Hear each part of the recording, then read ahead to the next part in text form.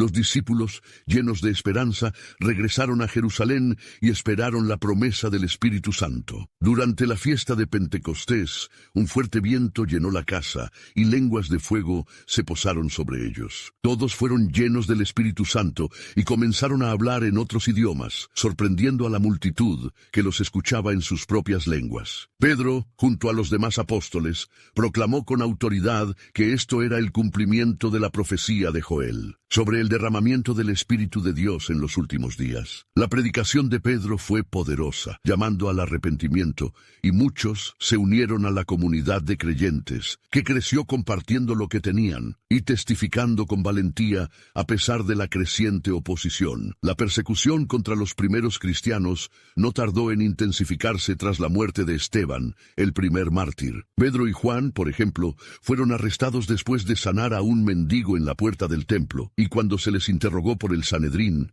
Pedro respondió con valentía: «No podemos dejar de decir lo que hemos visto y oído». Mientras tanto, Esteban, lleno de gracia y poder, realizaba grandes señales entre el pueblo, pero sus enemigos, incapaces de resistir su sabiduría, lo acusaron falsamente y lo llevaron ante el Sanedrín. Antes de ser apedreado hasta la muerte, Esteban vio los cielos abiertos y a Jesús, el Hijo del Hombre, de pie a la diestra de Dios. «Señor, no les tomes en cuenta este pecado», fueron sus últimas palabras de perdón. Su martirio provocó una gran persecución, dispersando a los cristianos por toda Judea y Samaria. Entre ellos estaba Felipe, quien predicó en Samaria y bautizó a muchos. Y más tarde encontró al eunuco etíope en un camino desierto, explicándole el Evangelio y bautizándolo. Mientras tanto, Saulo de Tarso, un feroz perseguidor de la iglesia, viajaba a Damasco con cartas del sumo sacerdote para arrestar a los cristianos. Sin embargo, en el camino, una luz del cielo lo rodeó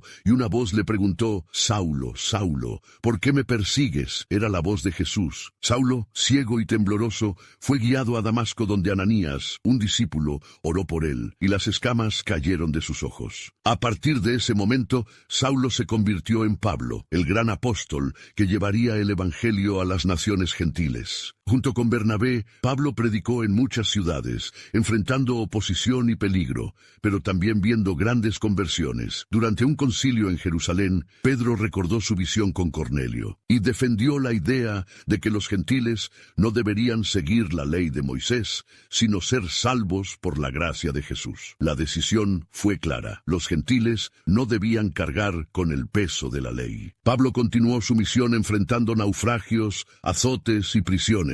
En Atenas proclamó: «Dios, habiendo pasado por alto los tiempos de esta ignorancia, ahora manda a todos los hombres en todo lugar que se arrepientan». En Éfeso, grandes milagros acompañaron su predicación, y el nombre de Jesús fue magnificado, con muchos dejando atrás la magia y quemando públicamente sus libros. Finalmente, Pablo fue arrestado y llevado a Roma, donde escribió cartas a las iglesias, alentando y fortaleciendo a los creyentes. Su espíritu indomable, incluso en las cadenas, se reflejó en su famosa carta a los filipenses. «Todo lo puedo en Cristo que me fortalece». Su pasión por el Evangelio y su influencia, incluso en prisión, nunca se desvanecieron. Durante su viaje a Roma, enfrentó un terrible naufragio en el que el barco se hundió, pero todos los pasajeros fueron salvados milagrosamente, conforme a la promesa de Dios. En la isla de Malta, una serpiente mordió su mano, pero Pablo sacudió la serpiente y continuó como si nada hubiera sucedido. Los isleños, asombrados, reconocieron el poder de Dios en su vida.